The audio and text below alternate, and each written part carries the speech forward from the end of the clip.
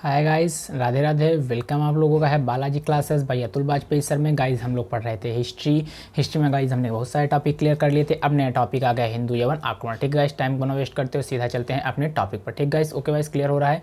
तो देखिए गाइस, हिंदू यवन आक्रमण की कहानी कहाँ से शुरू होती है गाइस, एक बार इसको क्लियर कर लेते हैं, अच्छे से देख लेते हैं हम लोग। ठीक है, समझते चलते हैं। तो गाइस हिंदू यवन आक्रमण की बात हम लोग कर रहे हैं। ठीक है, तो हिंदू यवन आक्रमण की कहानी शुरू कहाँ से होती है? गौर मौर्य काल अभी हमने हाल ही में पढ़ा है। ठीक है गाइस, तो जब मौर्य काल का अंत होता है तो उसके बाद हिंदू यवन आक्रमण की कहानी शुरू होती है। ठीक गाइस, तो मौर्य काल का अंत कैसे हुआ था देख लेते हैं गाइस, एक बार थोड़ा सा बता देख लेते हैं, आप लोग हमारे साथ बताइएगा।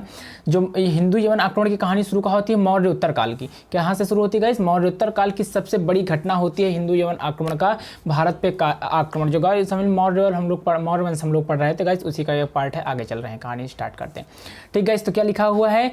मौर्य उत्तर काल की सबसे बड़ी घटना क्या हुई थी? हिंदू यूनानियों का भारत पर आक्रमण करना था, जिसे हिंदू यवन आक्रमण कहते हैं। तो भारत में अब यूनानियों का आक्रमण करना था। आगे लिखा है ड्रेमेटियस प्रथम। कौन था गाइज? ड्रेमेटियस प्रथम पहला यूनानी शासक था। तो गाइज यहाँ से मोस्ट इंपॉर्टेंट एक क्वेश्चन पुट अप हो रहा है जिसे आपको लर्न करना होगा। कौन सा क्वेश्चन गाइज है कि ड्रेमेटियस प्रथम कौन था? तो ड्रेमेटियस प्रथम कौन था गाइज? पहला यूनानी शासक। कौन था गाइज? ड्रेमेटियस प्रथम पहला यूनानी शासक। जितना हमने अंडर का लाइन कर लिखना गाइज, आपको अगर एक शॉर्ट नोट्स भी आप बना सकते हैं हमारे जरिए कि वन लाइनर क्वेश्चन अगर आप बनाते जाते हैं तो इसमें लिख सकते हैं, जैसे हिंदू यवन आक्रमण हेडिंग डालिए और इसमें लिख लीजिए कि ड्रेमेटियस प्रथम पहला यूनानी शासक था। ओके गाइज, जिसने 183 यानी 183 ईसा पूर्व में पंजाब के कुछ हिस्सों को जीत लिया था। ठीक है, और साकल को अपनी राजधानी बनाया था। तो यहाँ से गाइस 2-3 पॉइंट इंपॉर्टेंट हो गए, आप उठा सकते हैं कि ड्रेमेटियस प्रथम पहला यूनानी शासक था। जो ऑब्जेक्टिव क्वेश्चन गाइस, जब प्राचीन भारत से क्वेश्चन आते हैं तो इस पोर्शन से क्वेश्चन पूछे जाते हैं, और ये पोर्शन ऐसा होता है कि थोड़ा सा बोरिंग होता है, जिससे बच्चे अच्छे से कंप्लीट नहीं करते, इसलिए इस पोर्शन से क्वेश्चन आते हैं तो बच्चे फंस जाते हैं। तो इसलिए गाइस इस पोर्शन को भी अच्छे से हमको क्लियर करना है। ठीक गाइस, चलते हैं आगे करते हैं। ड्रेमेटियस प्रथम पहला यूनानी शासक था जिसने क्या किया? 183 ईसा पूर्व में पंजाब के कुछ हिस्सों को जीत लिया था और साकल को अपनी राजधानी बनाया था। गाइज आगे चलते हैं, थोड़ा सा आगे बढ़ते हैं। ड्रेमेटियस ने भारतीय, ये फिर इंपॉर्टेंट गाइज, इसे स्टार्ट कीजिए और नोट डाउन कर लीजिए, वन लाइनर नोट्स बना रहे हैं अगर तो। ड्रेमेटियस पहला भारतीयों के राजा की उपाधि धारण की थी। ड्रेमेटियस ने भारतीयों के राजा की उपाधि धारण की थी, यानी कि पहला जो यूनानी शासक था उन्हीं ने भारतीयों के राजा की उपाधि धारण की थी। ओके गाइस, नेक्स्ट है, क्लियर करते हैं, आगे चलते हैं नेक्स्ट स्लाइड में। क्लियर हो रहा है अच्छे से, कोई प्रॉब्लम नहीं, आगे चलते हैं नेक्स्ट क्लास में। ठीक है, आगे इस स्लाइड में बताया गया है कि सबसे पहले यूनानी शासक मिनंडार था। सबसे प्रसिद्ध जो यूनानी शासक थे क्या था? मिनंडार था। तो फिर एक क्वेश्चन पुट अप हुआ कि सबसे पहला जो आक्रमण किया था यूनानी ने, उसका क्या नाम था? तो अभी गाइज हमने तुरंत जस्ट रिवीजन किया कि सबसे पहला जो था उसका नाम था ड्रेमेटियस प्रथम। क्या नाम था गाइज? ड्रेमेटियस प्रथम। लेकिन अगर गाइज पूछा जाए प्रसिद्ध कौन था, तो गाइज सबसे प्रसिद्ध यूनानी शासक मिनंडार था। क्या नाम था इसका गाइज? मिनंडार था, जिसने बौद्ध धर्म ग्रहण किया था। कौन सा धर्म? फिर यहाँ से इंपॉर्टेंट, बौद्ध धर्म ग्रहण करने वाला कौन सा यूनानी शासक था? तो मिनंडार था बौद्ध धर्म ग्रहण करने वाला, जिसे मिनंडर और बौद्ध धर्म की दीक्षा नागसेन ने दी थी। उस समय नागसेन जी थे बौद्ध धर्म की, जिन्होंने उनकी शिक्षा दी थी। बौद्ध धर्म की शिक्षा नागसेन जी द्वारा दी गई थी। गाइस बौद्ध धर्म की बात आ गई तो बौद्ध धर्म से थोड़ा सा कुछ क्वेश्चन पूछ लेते हैं, रिवीजन करा लेते हैं। बौद्ध धर्म के संस्थापक कौन थे? महात्मा बुद्ध जी थे। बताइए उनकी मृत्यु को क्या कहा गया? जब उनकी मृत्यु हुई तो उसे क्या कहा गया?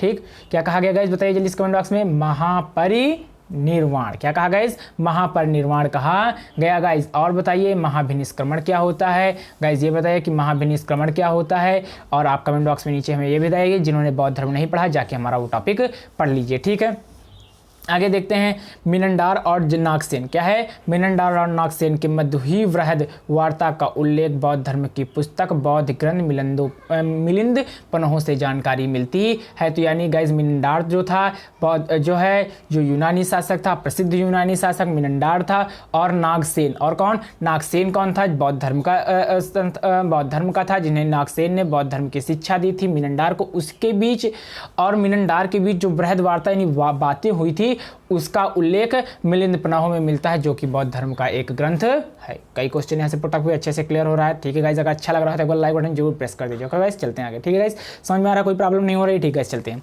आगे, देख लेते हैं। भारतीय सिक्कों पर, या फिर इंपॉर्टेंट गाइस जो हमने भारतीय यूनान आक्रमण जो टॉपिक लिया है हिंदू यवन आक्रमण, इसमें भाई बहुत सारे मोस्ट इंपॉर्टेंट क्वेश्चन मिलेंगे जिसे आप ऑनलाइन में नोट कर सकते हैं या फिर यहाँ से स्क्रीनशॉट लेकर लर्न कर सकते हैं। मोस्ट इंपॉर्टेंट है पॉइंट व्यू ऑफ एग्जाम, ठीक है, एग्जाम के नजरिए से बहुत ही इंपॉर्टेंट है। आगे लिखा है भारतीय सिक्कों पर राजाओं के नाम और तिथियों का अंकन हिंदू यूनानी शासकों ने प्रारंभ किया था। तो गाइस सिक्कों पर राजाओं का नाम और तिथियों का अंकन हिंदू यूनानी शासकों ने भी प्रारंभ किया था। फिर एक पॉइंट यहाँ से गाइस और मिल गया इंपॉर्टेंट। सर्वप्रथम इंडो ग्रीक शासकों ने सिक्कों पर मुद्रा लेख लिखवाए थे। ये मोस्ट इंपॉर्टेंट, ये वाला पूरा एग्जाम में पूछा जाता है कि वो कौन सा कब जो है किसके समय में जो है सिक्कों पर मुद्रा लेख लिखवाया गया, तो यूनानी शासकों के समय में। अगला फिर ये पूछा जा सकता कौन था, इंडो ग्रीक शासक, उन्हें क्या कहते थे, इंडो ग्रीक शासक के समय में सिक्कों पर मुद्राएं लेख लिखवाने का काम शुरू हुआ। ओके गाइस, क्लियर हो रहा है, दैट्स ऑल। ओके गाइस, चलते हैं नेक्स्ट स्लाइड में। ओके गाइस, ठीक है, आगे बात करते हैं नेक्स्ट स्लाइड में बात करते हैं। लिखा है हिंदू यूनानी शासकों, क्या गाइस, हिंदू यूनानी शासकों ने पश्चिमोत्तर प्रांत में हेलेनिस्टिक आर्ट की शुरुआत की। फिर ये इंपॉर्टेंट है, हेलेनिस्टिक आर्ट की शुरुआत किसने की, हिंदू यूनानी शासकों ने। किस प्रांत में, पश्चिमोत्तर प्रांत में। गांधार कला इसी का भाग है, जो गांधार कला है वो इसी का भाग है, यानी कि हेलेनिस्टिक आर्ट का भाग है। क्वेश्चन ये पूछ सकता है कि हेलेनिस्टिक आर्ट का भाग क्या है, तो गांधार कला। बहुत ही short note important question guys आपके सामने लाए गए हैं, ठीक है। इंट्रियालकीडस, इसमें या फिर इंपॉर्टेंट है गाइज, इंट्रियालकीडस गाइज को आप कुछ नहीं करना, के लिए ईयरफोन लगा के एक बार आपको सुन लेना है बस, अगर लर्न हो जाए अच्छे से, ठीक है। इंट्रियालकीडस हमारे साथ दोहराते रहना अगर आप देख रहे हैं तो। इंट्रियालकीडस ने सुंग वंश के संस्थापक भागभद्र, तो यहाँ से फिर बात है, सुंग वंश अभी हमने पढ़ा है, उस वंश संस्थापक कौन था, भागभद्र के दरबार में क्या नाम था उसका गाइज, हेरियोटोडस नामक राजदूत को भेजा था, जिसने विदिशा में गरुड़ स्तंभ की स्थापना कराई थी और वासुदेव के नाम अंकित कराया था। विदिशा जिसे वेशनगर कहा जाता है के बारे में जानकारी गरुड़ अभिलेख से मिलती है, ठीक गाइज। आगे जूनागढ़ का गिरनार अभिलेख से भी इनके विषय में जानकारी मिलती है। तो गाइज यहाँ से एक इंपॉर्टेंट है, इंट्रियालकीडस ने सुंग वंश के शासक भागभद्र के दरबार में हेरियोटोडस नामक राजदूत भेजा था, ठीक है। आगे चलते हैं, यहाँ से इंपॉर्टेंट पॉइंट गाइज बना है, ठीक गाइज। आगे चलते हैं नेक्स्ट स्लाइड में, अच्छे से क्लियर हो रहा होगा, ठीक गाइज।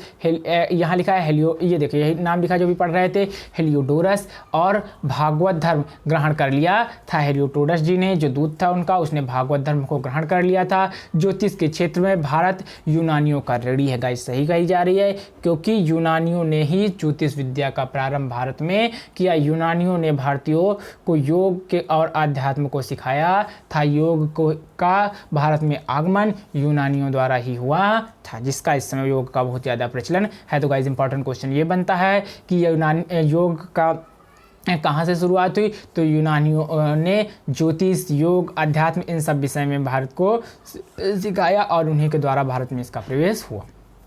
Clear guys. अब चलते हैं गाइज, शक वंश पढ़ेंगे। क्या पढ़ेंगे गाइज, शक वंश। देख लेते हैं गाइज, ये पूरी क्लास गाइज हिंदू यवन आक्रमण अच्छे से क्लियर करेंगे गाइज। बात कर रहे हैं शक की, ठीक। इसमें क्या है, हिंदू यूनानियों, कौन सा वंश गाइज, शक वंश। हिंदू यूनानियों के बाद भारत पर मध्य एशिया से आए हुए शकों का आक्रमण हुआ। शक गाइज यहाँ क्या करने आए, तो वो चारागाह की खोज में यहाँ आए थे। लिखा है देखिए गाइज, शक जाति के लोग भारत में चारागाह की खोज में आए थे। तो गाइज यहाँ से क्वेश्चन पुटअप होता है कि हिंदू यूनानियों के बाद भारत मध्य एशिया से आए हुए शकों का आक्रमण, पहले हिंदू यूनानियों का, तो हिंदू यूनानियों के बाद किसका हो गया गाइज, शकों का आक्रमण, ठीक है। तो शक ये कोई क्या करने यहाँ आए थे, तो चारागाह की खोज में आए थे। शकों ने क्या किया गाइज, देखिए क्या शकों के विषय में मिला है, शक गांधार, क्या लिखा है गाइज, शक जो थे गाइज, क्या मिल रहा है, जो शक थे, शक ने क्या किया, शक गांधार बलूचिस्तान से होते हुए सिंध प्रांत में आकर बसे थे, है ना, जो कि शक द्वीप से के बात की जा रही है ना, इसलिए नाम दिया गया है। आगे गाइज देखते हैं, शकों की 5 शाखाओं में से एक शाखा अफगानिस्तान में तथा 2 शाखाएं भारत में थी, ठीक है। प्रथम शाखा उत्तरी क्षत्रप कहलाती, जो कि तक्षशिला एवं मथुरा में थी। तो प्रथम यहाँ से इंपॉर्टेंट क्वेश्चन ये पूछा जा सकता है जो बनता है कि क्षत्रप, क्या बात की जा रही है गाइज, की उत्तरी क्षत्रप कहलाती जो तक्षशिला एवं मथुरा में है। तो जो प्रथम शाखा थी उत्तरी क्षत्रप वो कहाँ है, तक्षशिला और मथुरा में स्थित है। दूसरी शाखा पश्चिमी क्षत्रप जो उज्जैन एवं नासिक में थी। गाइज यहाँ से दो इंपॉर्टेंट क्वेश्चन बने कि पहली शाखा अगर बात की जाए गाइज तो ये इंपॉर्टेंट यहाँ से कुछ पूछा बन रहा है पहली शाखा से कि कहाँ थी, तक्षशिला एवं मथुरा में। दूसरी शाखा से इंपॉर्टेंट बन रहा है कि उज्जैन एवं नासिक में। तो क्वेश्चन पूछा जा सकता है एग्जाम में कि जो है जब शक आए थे तो शकों की पहली शाखा कहाँ थी, तो तक्षशिला। कहाँ थी गाइज पहली शाखा शकों की, तक्षशिला में। और पूछी जाए दूसरी तो कहाँ, उज्जैन और नासिक में। क्लियर हो गया, कोई प्रॉब्लम नहीं गाइज, अच्छे से क्लियर हो रहा है। ठीक, थैंक्स। आगे चलते हैं। अगर आपको कोई प्रॉब्लम हो तो कमेंट करके बता दीजिए। भारत में शकों का प्रसिद्ध और प्रतापी शासक रुद्रदामन था। यस गाइज, अब रुद्रदामन का बात आ गई तो इनसे पूछ लेते हैं। यहाँ खुद लिखा गया है जिसके विषय में जानकारी जूनागढ़ अभिलेख से मिलती है। जूनागढ़ अभिलेख किसका था, रुद्रदामन का ही था। भारत में शकों के विषय में प्रसिद्ध प्रतापी शासक रुद्रदामन था जो कि प्रतापी शासक था। ठीक गाइज, आगे बात क्लियर हो रही, अच्छे से क्लियर हो रही, कोई डाउट नहीं है। ठीक, थैंक्स। चलते हैं आगे चलते हैं। केवल आप इसको अच्छे से ईयरफोन लगा के सुन लेंगे तो आपको सारा क्लियर हो जाएगा। आगे चलते हैं गाइज। रुद्रदामन ने जूनागढ़ के गिरनार पर्वत पर अर्ध शुष्क क्षेत्र स्थल सुदर्शन झील की मरम्मत कराई थी। गाइज अभी इसके पहले हमने सुदर्शन झील का निर्माण जो पढ़ा था उसके विषय में भी देख लेते, एक बार रिवीजन हो जाए। यहाँ खुद लिख रखा है इस समय यहाँ राज्यपाल सुमित था। तो सुदर्शन झील का जो निर्माण था वो पुष्यगुप्त वैश्य जी ने कराया था। किसने कराया था, पुष्यगुप्त वैश्य जी जो चंद्रगुप्त मौर्य के समय थे। और अब यहाँ पर मरम्मत उसी सुदर्शन झील की मरम्मत किसने कराई, शासक रुद्रदामन के समय सुविशाख जी ने इसकी मरम्मत। ये मोस्ट, फिर से गाइस मोस्ट इंपॉर्टेंट स्टार्ट टिक कीजिए। वो अगर आपको बना रहे हैं जो है शॉर्ट नोट्स वन लाइनर की तो उसमें भी इसको नोट कीजिए। ठीक गाइस, चलिए आगे।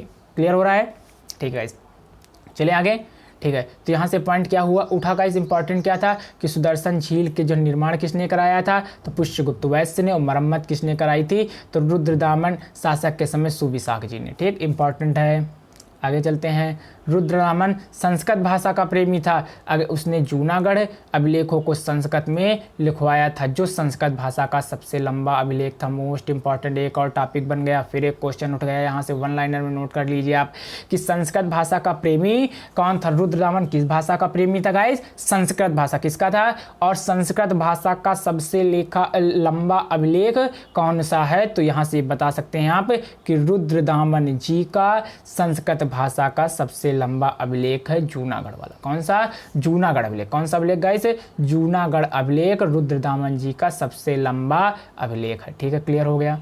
आगे बात, जिसे संस्कृत भाषा में था और सबसे लंबा इंपॉर्टेंट है, स्टार्ट किया जाए वन लाइनर में नोट कीजिए। जिनको बताते जाएं उनको वन लाइनर में जरूर नोट कीजिए। रुद्रदामन ने सातवाहन वंश वशिष्ठ पुत्र कुलवामी को 2 बार परास्त किया था। जो सातवाहन वंश का शासक था उस वशिष्ठ पुत्र, उसका जो बड़ा लड़का था कुलवामी को, इन्होंने रुद्रदामन जी ने 2 बार परास्त किया था, युद्ध में हराया था।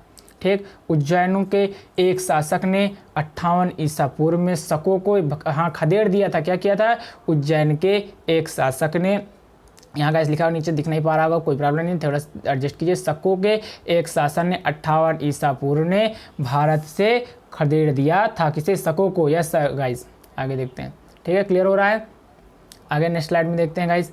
आगे लिखा है, यहाँ फिर इंपॉर्टेंट क्वेश्चन मिलने वाला, ये इंपॉर्टेंट बहुत है। आगे लिखा है, और विक्रमादित्य की उपाधि धारण की थी। इसके बाद 57 ईसा पूर्व में एक नए संवत विक्रम संवत की शुरुआत की। इंपॉर्टेंट मिल गया, नोट डाउन कीजिए। विक्रम संवत की शुरुआत, विक्रमादित्य की उपाधि भी धारण करने वाले भारतीय शासकों की संख्या 14 थी जिन्होंने विक्रमादित्य की उपाधि धारण की थी। आगे विक्रमादित्य की उपाधि धारण करने वाला सबसे प्रसिद्ध शासक चंद्रगुप्त द्वितीय था।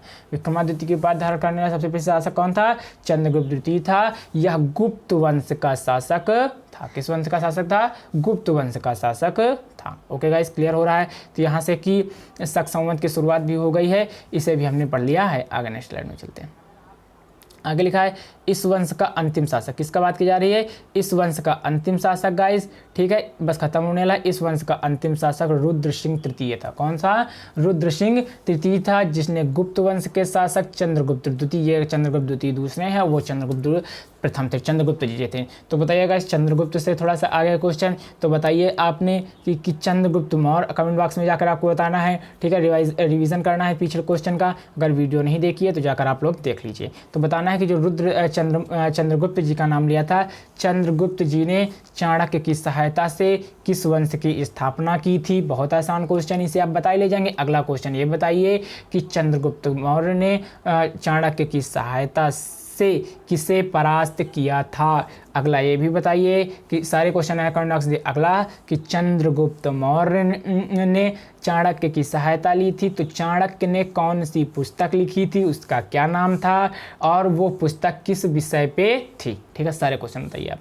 आगे लिखा है तथा अपने राज्य को अगर क्या किया था, चंद्रगुप्त सेकंड को उन्होंने परास्त कर दिया था तथा उसके राज्य को अपने राज्य में मिला लिया था। शकों के बाद भारत पर अगला आक्रमण पहले हिंदू यवन का हुआ, नंबर 1 हिंदू यवन हुआ, नंबर 2 हो गया शकों का आक्रमण। ठीक, हिंदू यवन के बाद किसका आक्रमण हुआ, पहले हिंदू यवन हुआ, दूसरा नंबर शकों का हो गया। अब नंबर 3 आक्रमण की बात करें तो पार्थियनों, जिसे पहलवा भी कहा जाता है, ठीक है, पहलवा कहा जाता है, ठीक है, ने आक्रमण किया था, जो ईरान से आए थे। ठीक है, इस वंश का सबसे अंतिम शासक गोंडोफर्निसिस था। कौन था, गोंडोफर्निसिस था। तो 3 वंश पहला हमने पढ़ा, कौन सा, तीनों वंश के नाम हमने गाइस फिर से एक बार सीरियल से आपको रिवाइज करें। सबसे हमने पहला हिंदू यवन आक्रमण, फिर उसके बाद शक, अब हमने पढ़ा पार्थियनों। ठीक, पार्थियनों वंश का अंतिम प्रतापी शासक कौन था, गोंडोफर्निसिस था। ठीक गाइस, ओके गाइस, क्लियर करते आगे चलते हैं।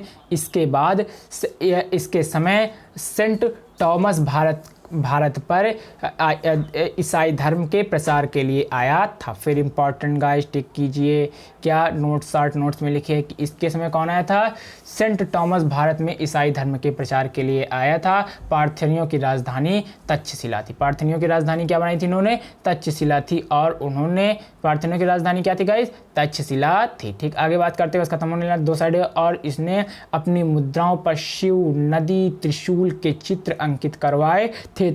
यह महादेव की उपाधि धारण की थी और इससे इसे शिव प्रेमी होने का इन लोगों का पता चलता है। तो गाइज इन्होंने क्या किया था, एक फिर से गाइज महादेव की उपाधि धारण करने वाले कौन थे गाइज, अभी हमने तुरंत पढ़ा कि महादेव की उपाधि धारण करने वाले महादेव की गोंडोफर्निसिस था, इस वंश का अंतिम शासक। ठीक गाइज, आगे लिखा है इसके समय सेंट थॉमस भारत की ईसाई धर्म की यात्रा पार्थियनों ने तक्षशिला बनाई। क्या बनाई, तक्षशिला। तो गाइज पार्थियनों के विषय में बात कर रहे हैं, उन्होंने तक्षशिला बनाई और उन्हीं का पार्थियनों के विषय में मालूम होता कि वो शिव प्रेमी थे, क्योंकि शिव, नंदी, सॉरी गाइज अपने शब्द वापस लेता हूं मैं, शिव नंदी शिव नंदी त्रिशूल आदि के चित्र अंकित करवाए थे तथा महादेव की उपाधि धारण की। इससे ये पता चलता है कि पार्थियन जो थे शिव प्रेमी थे। कुषाणों का सर्वाधिक शक्तिशाली शासक कनिष्क। कौन था गाइस, कनिष्क, बहुत इंपॉर्टेंट। अब कनिष्क के आ गया है तो फिर से एक बार आपकी रिवीजन करा देते हैं। कनिष्क के समय कौन सी बौद्ध संगीत हुई थी, इसका आंसर बताइए। कनिष्क के शासक काल के समय कौन सी बौद्ध संगीत हुई थी, कमेंट बॉक्स में ऑप्शन बताइए। ठीक गाइस, फिर से रिवीजन कर रहे हैं तो आप कमेंट बॉक्स में आंसर जरूर बताते रहिए नीचे जाकर। ठीक है, कमेंट बॉक्स में आंसर कीजिए कि कुषाणों का सर्वाधिक शक्तिशाली शासक कौन, कनिष्क। कनिष्क के समय गाइस बता सकते हैं आप, इसका आंसर हम बता देते हैं। क्या हुआ, कनिष्क के समय कौन सी बौद्ध संगीत हुई थी, चतुर्थ। और कब, प्रथम शताब्दी में। गाइस आप भी सारे आंसर, मैंने जितने ऑप्शन सारे क्वेश्चन लेते हैं उनके आंसर आपको बता दिया मैंने तो इसका। ठीक है, आगे देखते हैं। तथा इसने अपनी पहली राजधानी पुरुषपुर जिसे पेशावर तथा दूसरी राजधानी मथुरा को बनाया था। Okay guys, that's all clear. ठीक है, आगे चलते हैं। कनिष्क ने कश्मीर को जीता था तथा वहाँ कनिष्कपुर नामक एक नगर की स्थापना की थी। कनिष्क ने कश्मीर को जीत लिया था और वहाँ कनिष्कपुर नाम के एक नगर की भी स्थापना की थी। Okay guys, clear. आगे चलते हैं, नेक्स्ट स्लाइड पे बात करते हैं। कनिष्क ने 78 ईसा पूर्व में, फिर गाइस यहाँ से फिर इंपॉर्टेंट है, कनिष्क ने 78 ईसा पूर्व में एक नया संवत चलाया था जिसे शक संवत कहते हैं। गाइस इसे शक संवत कहा जाता। फिर इंपॉर्टेंट गाइस 1 लाइनर नोट्स में नोट कीजिए कि शक संवत किसने चलाया था, कनिष्क जी ने कब, 78 ईसा पूर्व में शक संवत चलाया था। एक गाइस जिसका प्रयोग वर्तमान में भारत सरकार द्वारा किया जा रहा है। तो क्वेश्चन उठ सकता है मोस्ट इंपॉर्टेंट। कई बार गाइस जब मोस्ट इंपॉर्टेंट कह देते तो आप समझ लीजिए क्वेश्चन इंपॉर्टेंट है। इसे आप शॉर्ट नोट्स में 1 लाइन नोट्स में लिख लीजिए गाइस। ठीक है, ऐसा नहीं है कि अगर लोगों ने कमेंट नहीं किया तो आप कमेंट नहीं, नीचे कमेंट करके आप अपना आंसर दीजिए। ठीक, अपने लिए बेटर करना चाहिए बस आपको। ठीक है, तो क्या हुआ, क्या हुआ गाइज कि जिसका प्रयोग वर्तमान सरकार में जो भारत सरकार सख्त संमत कर रही है। किसी आप कॉम्पिटेटिव एग्जाम वाले बच्चे से बोलिए तो बहुत कम लोगों को ऐसा होता है, एग्जाम में आ जाते हैं ऐसे क्वेश्चन बच्चे नहीं कर पाते। तो कौन किया था? कनिष्क ने 78 ईसा पूर्व नया संवत चलाया था जिसका नाम सख्त संवत है, जिसे भारत सरकार द्वारा इसमें सख्त संवत ही माना जाता है। इसलिए कहते हैं बहुत शार्ट नोट और इंपॉर्टेंट नोट्स आपके लिए लेके आए। आगे बात की जाए, कनिष्क बौद्ध धर्म की महायान शाखा का अनुयायी था। ठीक है, कौन? बौद्ध धर्म को 2 शाखाओं में कौन कौन से बांटा गया था? बताइए आप नाम गाइस कमेंट करके जल्दी से। कौन से? हम बता देते हैं गाइस, हीनयान और महायान 2 में विभक्त किया था। कनिष्क को तो बौद्ध धर्म की किस शाखा का यह उपासक था? बौद्ध धर्म की महान शाखा का अनुयायी था, महान शाखा का अनुयायी था। कनिष्क के समय भारत में पहली सदी में, देखिए गाइस वही आ गया, कनिष्क के समय भारत में पहली सदी में चतुर्थ बौद्ध संगीत का आयोजन किया गया था। यही क्वेश्चन अभी हमने आपसे पूछा था। इस संगीत की अध्यक्षता वैश्वामित्र शुंग ने की थी। किसने अध्यक्षता की थी? वैश्वामित्र शुंग ने की थी तथा इसका उपाध्यक्ष अश्वघोष था। पहला ही चौथी ऐसी संगीत थी जिसमें उपाध्यक्ष था। इसके 3 जो अदर संगीतियाँ थीं 383 483 वाली, और जो है तीसरी में, इनमें कोई भी उपाध्यक्ष नहीं था। इसका याद करने का तरीका भी हमने अपने वीडियो में बताया, कैसे याद करेंगे सारी संगीतियाँ। राव पाक एक ही आप वो वीडियो जाके बौद्ध धर्म वाला देख लीजिए। ठीक है, आगे नेक्स्ट स्लाइड में चलते हैं। ठीक है, इस क्लियर हो रहा है? आगे देखते हैं नेक्स्ट स्लाइड में। ठीक गाइस, नेक्स्ट स्लाइड में क्लियर करते हैं, आगे देख लेते हैं। कनिष्क के दरबार में नागार्जुन रहता था। फिर इंपॉर्टेंट, नागार्जुन कनिष्क के दरबार में स्टार मारिए, 1 लाइनर में लिखिए। ठीक, कनिष्क के दरबार में कौन रहता था? नागार्जुन रहा करते थे, जिन्होंने भारत का आइंस्टीन कहा जाता है। भारत का आइंस्टीन किसे आता है? नागार्जुन को कहा जाता है। इन्होंने माध्यमिकावाद सूत्र की रचना की थी। माध्यमिकावाद का जो सूत्र था इसकी रचना की थी। अब फिर से आ गया कनिष्क के बाद नागार्जुन की बात आ चुकी है। तो आपने बौद्ध धर्म पढ़ा था, उसमें बताइए कि बौद्ध जी का जो चरित्र था लाइट ऑफ एशिया, उसको किसने लिखा है? कमेंट करके नीचे कौन सा सेशन लिया था ये फिर हम बताते हैं। एडविन आर्नोल्ड जी ने। ठीक है, किसने? एडविन आर्नोल्ड जी ने लिखा। क्लियर हो रहा है गाइस? ठीक है, आगे देखते हैं गाइस। अश्वघोष, क्या लिखा है? अश्वघोष कनिष्क के दरबार में रहते थे। उन्होंने बौद्ध चरित्र की रचना की थी और बौद्ध धर्म को रामायण, यस गाइस, क्या कहते थे उसे? जो अश्वघोष जी थे, फिर से गाइस क्लियर कर लेते हैं हम लोग। अश्वघोष जी थे, कनिष्क के दरबार में रहते थे। उन्होंने बौद्ध चरित्र की रचना, और बौद्ध चरित्र को बौद्ध धर्म की रामायण कहा जाता है। फिर गाइस इंपॉर्टेंट है, स्टार टिक कीजिए, नोट्स बनाइए, लिख लीजिए ऑनलाइन में कि बौद्ध धर्म की रामायण किसे कहा जाता है? तो अश्वघोष द्वारा रचित बुद्ध चरित्र को ही बौद्ध धर्म की रामायण कहा जाता है। एग्जाम में अगर प्राचीन भारत से क्वेश्चन बनता है तो ऐसे ही क्वेश्चन बनेंगे। 1 लाइनर में आप सारे क्वेश्चन लिख लीजिए और प्री ईयर का कोई पेपर उठा के देख लीजिए, आने वाले जो पेपर हैं उनमें से मैच कर लीजिएगा। 100% अगर गाइस में इसमें 30 क्वेश्चन बन रहे हैं, 50 क्वेश्चन बन रहे हैं, तो मिनिमम मान लीजिए हाफ मानिए 25 क्वेश्चन, 30 क्वेश्चन, 40-50 क्वेश्चन बने हैं तो 30 क्वेश्चन, 20 क्वेश्चन, 25 क्वेश्चन जिसको पेपर में आते हैं इससे जरूर मिलेंगे। नहीं कुछ तो 10 क्वेश्चन तो मिलने ही मिलने हैं इस नोट्स से। ठीक है गाइस, क्योंकि ये ऐसी ही 60 नोट्स आपके लिए लाई गई है। आगे लिखा है वैश्वामित्र ने महाविभास सूत्र, किस वैश्वामित्र ने महाविभास सूत्र की रचना कनिष्क के शासन काल में की थी, जिसे बौद्ध धर्म का विश्वकोश कहा जाता है। बौद्ध धर्म का विश्वकोश, फिर इंपॉर्टेंट गाइस 1 लाइनर में, बौद्ध धर्म का विश्वकोश किसे कहा जाता है? वैश्वामित्र जी। बौद्ध धर्म का विश्वकोश किसे कहा जाता है? बौद्ध धर्म का विश्वकोश, इसे नोट करिए, बौद्ध धर्म का विश्वकोश महाविभास सूत्र की रचना कनिष्क के शासन काल में की थी, जिसे बौद्ध धर्म का विश्वकोश कहते है। पूरा 1 लाइनर में नोट कर लीजिए, महाविभास जो सूत्र था उसे ही विश्वकोश कहा जाता है, बौद्ध धर्म का विश्वकोश। ठीक है गाइस, क्लियर हो रहा है? नेक्स्ट स्लाइड में चलते हैं, अच्छे से बस खत्म होने ना, इसके लास्ट टाइम बस गाइस। कनिष्क के समय गांधार और मथुरा कला का विकास हुआ। अब कनिष्क के समय किसका हुआ? गांधार और मथुरा कला का विकास हुआ। फिर कलाएं आ गई तो पूछ लीजिए, बुद्ध जी की प्रथम मूर्ति किस कला की थी और बुद्ध जी की ज़्यादातर मूर्तियाँ किस कला की थी? ठीक गाइस, इन दोनों का आंसर आप कमेंट बॉक्स में दीजिए। अगर नहीं देखा बौद्ध धर्म वीडियो देखिए। कनिष्क की मृत्यु 102 ईस्वी, कनिष्क से रिलेटेड बहुत सारे क्वेश्चन बनते हैं। कनिष्क की मृत्यु 102 ईस्वी में हुई थी। कनिष्क ईसा पूर्व नहीं गाइस, अब ईस्वी में हम लोग पहुंच गए चिन्ह के। कनिष्क का दूसरा अशोक भी कहा जाता है। कनिष्क को क्या कहा जाता है? दूसरा अशोक भी कहा जाता है। तो गाइस अब पहले अशोक के विषय में बात कर लीजिए। अब थोड़ा सा फिर रिवाइज कर लेते हैं। पहला अशोक जी, अशोक किसका पुत्र था? ये आपको कमेंट बॉक्स में जाके बताना है। क्या बताना है? अशोक किसका पुत्र था? अशोक का शासन किसके शासन के बाद आया था? ठीक है, बताइए। बिंदुसार जी के बाद अशोक आया था। किसके बाद गाइस अशोक आया था? बिंदुसार जी के बाद अशोक आया था। ठीक है। और यही अशोक था जिसे तक्षशिला पर हुए विद्रोह के लिए भेजा गया था सुसीम, और अशोक को बिंदुसार जी ने भेजा था। बिंबसार और बिंदुसार में गाइड अंतर है। बिंदुसार हर्यक वंश का संस्थापक था, उसके पुत्र अजातशत्रु ने उसकी हत्या करके उसे गद्दी से हटा दिया था। लेकिन बिंदुसार दूसरा भी बिंबसार की बात करें तो बिंदुसार के पुत्र का नाम अशोक था, ठीक, जो बिंदुसार के बाद गद्दी पर बैठा था। ठीक है गाइज, हाँ ओके गाइस, नेक्स्ट स्लाइड में चलते हैं। आगे बात की जाए, कुषाण वंश का अंतिम शासक वासुदेव था। कुषाण वंश का अंतिम शासक कौन था? कुषाण वंश खत्म हो रहा है गाइस, हमने पढ़ लिया। अंतिम शासक वासुदेव था। कनिष्क के दरबार में प्रसिद्ध चिकित्सक, नोट कीजिए, important one liner copy note निकालिए, नोट कीजिए, नोट डाउन कीजिए।